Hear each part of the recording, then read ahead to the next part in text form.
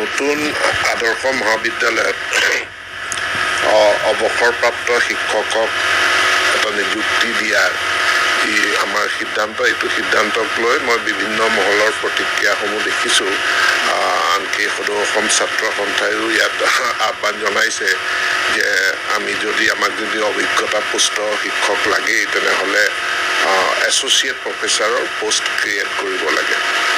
সকলোৰে কনচাৰ্ণখিনিৰ কাৰণে মই তেওঁলোকক ধন্যবাদ জনাইছোঁ, কিন্তু মই এটা কথা স্পষ্ট কৰিব বিচাৰোঁ যে যিসকল নতুন প্ৰজন্মৰ নতুনকৈ ইউনিভাৰ্চিটিৰ পৰা ডিগ্ৰী লৈ ওলাইছে বা তেওঁলোকে PhD কৰি ওলাইছে, তেওঁলোকৰ প্ৰতিও আমাৰো কনচাৰ্ণ আছে যে তেওঁলোকৰ নিয়োগৰ অপশ্যনবিলাক থাকিব লাগে।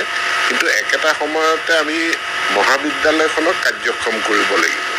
যিটো পৰামৰ্শ দিয়া হৈছে যে এছ'চিয়েট প্ৰফেচাৰৰ পোষ্ট ক্ৰিয়েট কৰিব লাগে, এতিয়া এছ'চিয়েট প্ৰফেচাৰৰ পোষ্ট ক্ৰিয়েট কৰিলে নতুন শিক্ষাৰ্থীসকল, নতুন প্ৰাৰ্থীসকল তেওঁলোক ক্ষতিগ্ৰস্তহে হ'ব। কাৰণ আমাৰ মহাবিদ্যালয়সমূহত মানে UGCৰ যিটো গাইডলাইন আছে, গাইডলাইন মতে আমি এছিষ্টেণ্ট প্ৰফেচাৰৰ পোষ্ট ক্ৰিয়েট কৰোঁ। এছিষ্টেণ্ট প্ৰফেচাৰৰ পৰা তেওঁলোক 10 বছৰৰ ভিতৰতে তেওঁলোকে ছিনিয়ৰ স্কেল পায়, তাৰ পাছত তেওঁলোকে ছিলেকশ্যন গ্ৰেড পায় আৰু তাৰ পাছত তেওঁলোকে এছ'চিয়েট প্ৰফেচাৰ হয়। আৰু ইয়াত এছ'চিয়েট প্ৰফেচাৰ হ'বলৈ এছ'চিয়েট প্ৰফেচাৰৰ পোষ্ট চৰকাৰে ক্ৰিয়েট কৰিব নালাগে। যিটো কেছ প্ৰমোশ্যনৰ ব্যৱস্থা আছে, অৰ্থাৎ কেৰিয়াৰ এডভান্সমেণ্ট স্কিম, সেই কেৰিয়াৰ এডভান্সমেণ্ট স্কিমতে এজন এছিষ্টেণ্ট প্ৰফেচাৰ তেওঁ ধাপে ধাপে প্ৰমোশ্যন পায়, তেওঁ এছ'চিয়েট প্ৰফেচাৰ হ'ব পাৰে, আনকি তেওঁ প্ৰফেচাৰো হ'ব পাৰে। কিন্তু যিদিনাখন তেওঁ অৱসৰ গ্ৰহণ কৰিব সেইদিনাখন পোষ্টটো, যিহেতু এইটো কেছ প্ৰমোশ্যন, ইয়াত ব্যক্তিগত পোষ্ট, যিদিনাখন তেওঁ অৱসৰ গ্ৰহণ কৰিব সেইদিনাখন পোষ্টটো আকৌ এছিষ্টেণ্ট প্ৰফেচাৰলৈ ঘূৰি আহিব। এতিয়া এছিষ্টেণ্ট প্ৰফেচাৰ নতুন এজন প্ৰাৰ্থী তাত নিযুক্ত হ'ব পাৰিব। যদি আমি এছ'চিয়েট প্ৰফেচাৰৰ পোষ্ট ক্ৰিয়েট কৰোঁ তেতিয়াহ'লে এছ'চিয়েট প্ৰফেচাৰত এছ'চিয়েট প্ৰফেচাৰেহে নিযুক্তি লাভ কৰিব পাৰিব। তাত নতুনকৈ ইউনিভাৰ্চিটিৰ পৰা ওলাই অহা, নতুনকৈ PhD কৰা কোনো কেণ্ডিডেট তাতে তেওঁলোক ইলিজিবলেই নহ'ব মানে ৰিক্ৰুটমেণ্টৰ কাৰণে।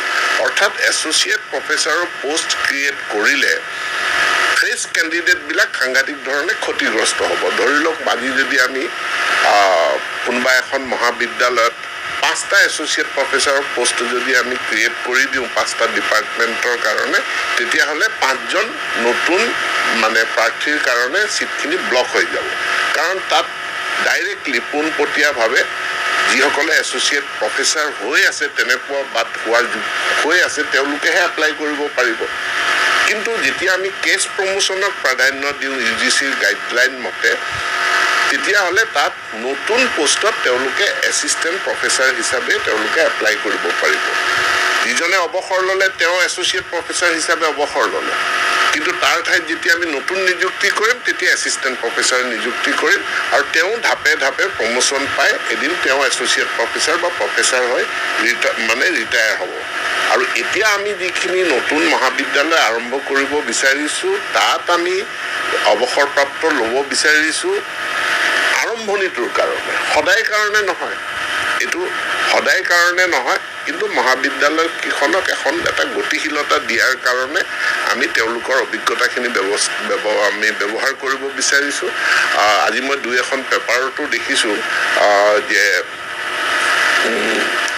আমি নতুনকৈ প্ৰতিষ্ঠা কৰা মহাবিদ্যালয়ৰ প্ৰিন্সিপালেও আমাৰ প্ৰস্তাৱটোক আদৰণি জনাইছে। দলগাঁও আদৰ্শ আমাৰ যিটো পণ্ডিত দীনদয়াল উপাধ্যায় মহাবিদ্যালয় আছে দলগাঁও, তাৰ প্ৰিন্সিপালেও এটা সম্পাদকীয় কলমত চিঠি এখন লিখি পেলাই কৈছে যে এই ব্যৱস্থাটোৱেই ভাল।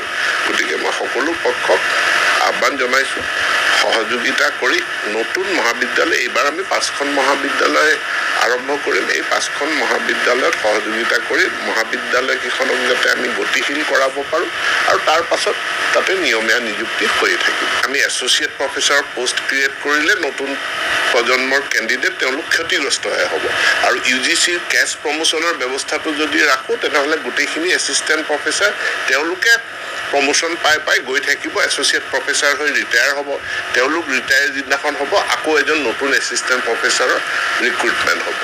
এজন এছ'চিয়েট প্ৰফেচাৰে এটা সময়ত গৈ যিটো দৰমহা পায়, এনেও আমাৰ উচ্চ শিক্ষাত দৰমহাৰ নিৰিখসমূহ আমি UGC মতে দিওঁ আৰু নিৰিখসমূহ যথেষ্ট খুব ভাল স্কেল হয় তেওঁলোকৰ কাৰণে।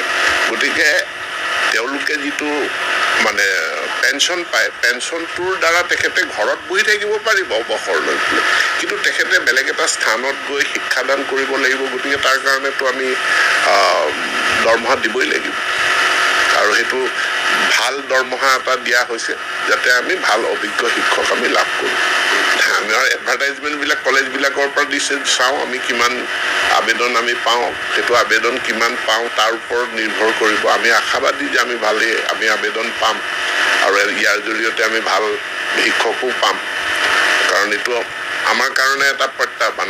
আপোনালোকে হয়তো নাজানে, কিন্তু আপোনালোকক মই অনুৰোধ জনাম যে আপোনালোকে নতুনকৈ প্ৰতিষ্ঠা কৰা যিখিনি আদৰ্শ মহাবিদ্যালয়, সেই আদৰ্শ মহাবিদ্যালয়বিলাকত গৈ পেলাইও আপোনালোকে অলপ তথ্য সংগ্ৰহ কৰক। সেই মহাবিদ্যালয়ৰ পৰা আমালৈ যিখিনি ৰিকুৱেষ্ট আহিছে বা তাৰ আমি যিখিনি অৱস্থা দেখা পাইছোঁ, সেই অভিজ্ঞতাৰ ভিত্তিত আমি এই সিদ্ধান্তটো লৈছোঁ এই মহাবিদ্যালয়খিনিক গতিশীল কৰাৰ কাৰণে, যে আমাৰ নতুন ইউনিভাৰ্চিটি মহাবিদ্যালয়খিনিক গতিশীল কৰাৰ কাৰণে, যে আমাৰ নতুন ইউনিভাৰ্চিটি যেতিয়া আৰম্ভ হয়, নতুন ইউনিভাৰ্চিটিত যেতিয়া আমি প্ৰথম ভিচিজন লওঁ, এই ভিচিজনক এজন অভিজ্ঞ ব্যক্তি লওঁ। 10 বছৰ দিনে প্ৰফেচৰ হৈ আছে তেনেকুৱা ব্যক্তিকহে আমি ভিচি লওঁ। এইবাৰো যদি আপোনালোকে 7খন বিশ্ববিদ্যালয়ত চাই আমি কেনে পৰ্যায়ৰ ব্যক্তিক ভাইচ চেঞ্চেলৰ হিচাপে লৈছোঁ। ইয়াত প্ৰফেচাৰ লাগিবই, এছ'চিয়েট প্ৰফেচাৰ লাগিবই, যিহেতু এইটো ইউনিভাৰ্চিটি হয়। তাৰোপৰি আমাৰ এছিষ্টেণ্ট প্ৰফেচাৰৰ পষ্টটো আমি ক্ৰিয়েট কৰোঁ। তো ইউনিভাৰ্চিটিত এটা এক্সপিৰিয়েঞ্চ আৰু নতুন মানুহৰ সুন্দৰ টীম এটা হয় ইউনিভাৰ্চিটিখনক লিডাৰশ্বিপ দিয়াৰ কাৰণে। সেই একেধৰণৰ এটা মহাবিদ্যালয়, নতুনকৈ আৰম্ভ কৰা মহাবিদ্যালয়তো এক্সপিৰিয়েঞ্চ আৰু ফ্ৰেছ কেণ্ডিডেটৰ এটা টীম বনাব বিচাৰিছোঁ, যিটো টীমে মহাবিদ্যালয়খনক নেতৃত্ব দিয়ে। We are still not sure about how to study geography